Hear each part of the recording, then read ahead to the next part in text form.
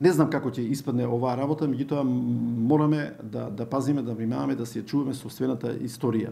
Во ред е, мора да има добрососедски односи и треба да се градат тие односи. Тоа е процес кој што нема сопирање, меѓутоа собственото мора да се очуваме собственото. Реакциите по најавите на премиерот Зоран Заев и неговиот бугарски колега Бојко Борисов за заедничко чествување на Илинден се уште не стивнуваат. Историчарот Нико вели дека историјата е многу јасна.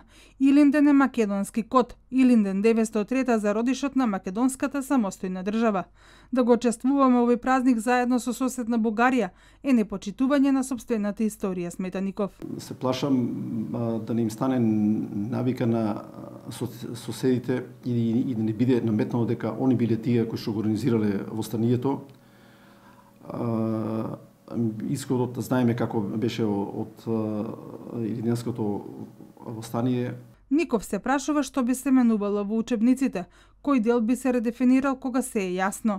Убиството на Димче Мирчев, како ќе го објасниме, народен херој, како ќе го објасниме стрелањето на ваташките деца, како ќе го објасниме тоа?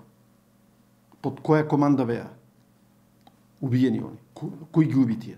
Остапки не смее да има, вели Ников, очекувајќи во наредниот период поактивна улога на Институтот за историја. Ја мислам дека редефинирањето на овие настани нема да помине туку така лесно. Тука е Институтот за национална историја кој што навистина треба да крене глас во смисла да се внимава, да знаеме што правиме. Ников е дециден. Историјата не е пиши-бриши со цел да се искористи за дневна политика. Историјата е јасна.